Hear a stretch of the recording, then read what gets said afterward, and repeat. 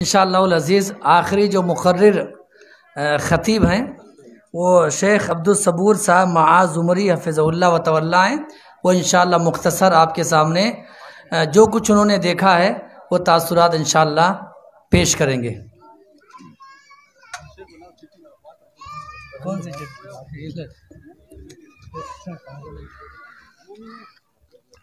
السلام علیکم ورحمۃ اللہ وبرکاتہ۔ الحمد للہ رب العالمین والصلاة والسلام علی رسولہ الامین، اما بعد فاعوذ باللہ السمیع العلیم من الشیطان الرجیم من حمزہ ونفخہ ونفثہ، بسم اللہ الرحمن الرحیم، رب اشرح لی صدری ویسر لی امری واحلل عقدۃ من لسانی یفقہوا قولی ربی زدنی علما۔ قابل احترام علماء کرام، ذمہ داران جمعیت و ذمہ داران ادارہ، عمائدین صدر، معزز طالبات اور پردہ نشین خواتین اسلام، اللہ تبارک و تعالیٰ کا بے پایہ شکر و احسان ہے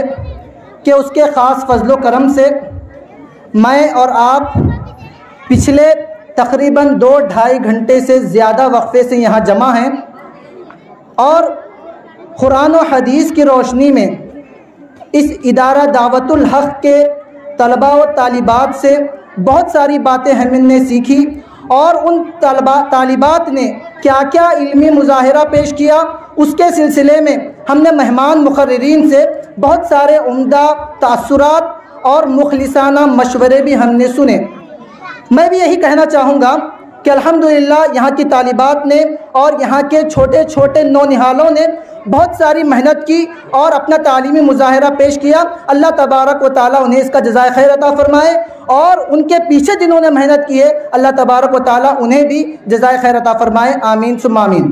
حاضرین، بس خطاب کے طور پر مجھے مختصر سا وقت دیا گیا ہے، اور اس مختصر سے وقت میں بس 2 سے 3 باتیں میں آپ تمام کے روبرو پیش کرنا چاہوں گا۔ سب سے پہلے میں علامہ اقبال علیہ الرحمہ کا ایک شعر پیش کرتا ہوں۔ انہوں نے کہا تھا، تعلیم سے آتی ہے اقوام میں بیداری، ہے علم کے پنجے میں شمشیر جہانداری۔ حاضرین، یہ ایک ایسا شعر ہے، تقریباً 6 یا 7 سال کی عمر سے میں پڑھ رہا ہوں، اور جتنے بھی مدرسہ بیک گراؤنڈ سے یہاں پر حضرات موجود ہیں انہوں نے اپنی مکمل طالب علمی کی زندگی میں یا تدریسی زندگی میں یا دعوتی زندگی میں کبھی نہ کبھی اس شعر کو پڑھا ہوگا، اس شعر کو لکھا ہوگا، یا اس شعر کو انہوں نے سنا ہوگا۔ حاضرین، اس شعر کے حوالے سے میں کہوں گا، علامہ اقبال نے کہا تھا، تعلیم سے آتی ہے اقوام میں بیداری، یعنی اگر کوئی قوم بیدار ہونا چاہتی ہے، اگر کوئی قوم کچھ کرنا چاہتی ہے، کچھ کر دکھانا چاہتی ہے، تو سب سے بڑا ہتھیار اگر اسے اختیار کرنا ہے تو وہ تعلیم ہے۔ کیا ہتھیار ہے؟ اس کا فائدہ کیا ہوگا؟ دوسرا مصرع ہمیں بتاتا ہے علم کے پنجے میں شمشیر جہانداری، یعنی اگر کوئی قوم علم حاصل کرتی ہے تو مکمل دنیا کو فتح کرنے کی طاقت رکھتی ہے۔ حاضرین، جب ہم اللہ کے رسول صلی اللہ علیہ وسلم کے دور سے بحیثیت قوم مسلمان کا اگر ہم تجزیہ کرتے ہیں تو ہمیں پتہ چلتا ہے کہ مسلمان مختلف ادوار میں جو مسلمانوں کے عروج کا دور تھا اس کے کئی سارے اسباب ہو سکتے ہیں، اس میں ایک سب سے اہم اور سب سے بنیادی سبب جو تھا وہ یہ تھا کہ اس وقت مسلمان تعلیم کو اپنا ہتھیار بنائے ہوئے تھے۔ حاضرین، جب بغداد کو تاتاریوں نے مکمل رون ڈالا، مورخین اکرام لکھتے ہیں کہ اس وقت وہاں کے جو سائنسدان مسلمان تھے وہ اس بات پر تجربہ کر رہے تھے کہ ایک سوئی کی جو سوراخ ہوتی ہے اس کے اندر کتنے فرشتے آ سکتے ہیں، یعنی ان کے علم کا ایک لیول ہی الگ تھا، وہ الگ الگ طور پر تجربے کر رہے تھے۔ مسلمانوں نے اس دور میں ایک باقاعدہ طور پر مصنوعی چاند بنا دیا تھا صرف اور صرف علم کے بدولت۔ اب ہم تاریخ سے ہٹ کر حالات حاضرہ کا جائزہ لیتے ہیں اور دیکھتے ہیں کہ تعلیم کے اعتبار سے مسلمانوں کی فی الوقت کیا سچویشن ہے، کیونکہ یہ ادارہ تعلیم کی بنیاد پر قائم ہے اور یہاں بچوں کو تعلیم دی جاتی ہے۔ تو میں تعلیم کے حوالے سے بس آخری بات کہوں گا، وہ یہ ہے کہ حاضرین گرامی، اللہ کے رسول صلی اللہ علیہ وسلم کی حدیث مجھے یاد آتی ہے۔ اللہ کے رسول نے فرمایا تھا کہ ایک وقت مسلمانوں پر آئے گا جب ساری اقوام مسلمانوں پر اس طرح ٹوٹ پڑیں گی جس طرح کوئی بھوکا دسترخوان پر ٹوٹ پڑتا ہے۔ اور آپ جانتے ہیں آپ جانتے ہیں کہ آج ہماری قوم بالکل اسی کے مانند نظر آتی ہے، اور آج ساری دنیا، ہم صرف ہندوستان کا جائزہ لیتے ہیں، ہمیں صرف یہاں کے حالات کا پتہ ہے کہ یہاں پر مسلمانوں کو مارا جا رہا ہے، مسلمانوں کو کاٹا جا رہا ہے، وغیرہ وغیرہ۔ لیکن یاد رکھیں، یہ صرف ہندوستان کا معاملہ نہیں بلکہ مکمل عالم اسلام کا مسئلہ ہے، کہ مکمل عالم اسلام کو، حالانکہ اگر ہم دیکھتے ہیں تو مسلمانوں کے تقریباً 58 یا 57 کنٹریز ہیں، لیکن آج مسلمانوں کی حالت بالکل اسی طرح ہے جس طرح کے سمندر کے جھاگ کی مثال اللہ کے رسول نے دی تھی۔ حاضرین، الحمدللہ جب ہم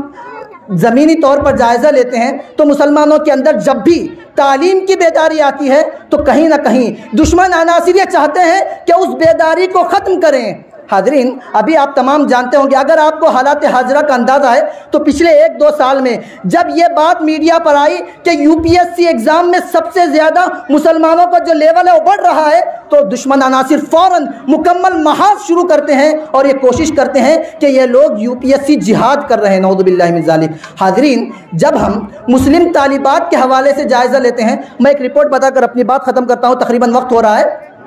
کہ پچھلے 10 سالوں میں کرناٹک کی جو مسلم طالبات کا جائزہ لیا گیا کہ آج سے 10 سال پہلے یعنی 2010 یا 12 میں پورے کرناٹک میں مسلمان خواتین یا مسلمان لڑکیوں کی تعداد صرف 3 یا 4% تھی جو تعلیم حاصل کر رہی تھی، اور 2021-22 کا جب ہم تجزیہ کرتے ہیں تو آج مسلمان خواتین یا مسلمان لڑکیوں کی تعداد تقریباً 14 سے 15% ہو چکی ہے۔ اسی لیے ہر طرح سے کوشش ہو رہی ہے کہ مسلمان لڑکیوں کو تعلیم سے دور کیا جائے۔ میں آپ حالات جانتے ہیں اور آپ تمام حالات سب سے زیادہ سمجھتے ہیں، میں اس کی تفصیل میں نہیں جاؤں گا، بس کہوں گا کہ جب ہم تعلیم کے میدان میں آگے بڑھیں گے تو بہت ساری رکاوٹیں آئیں گی، بہت ساری رکاوٹیں آپ کے سامنے ڈالی جائیں گی، آپ کو تعلیم سے دور کرنے کے لیے روکا جائے گا، آپ کو اپنی بچیوں کے سلسلے میں بہکایا جائے گا، لیکن یاد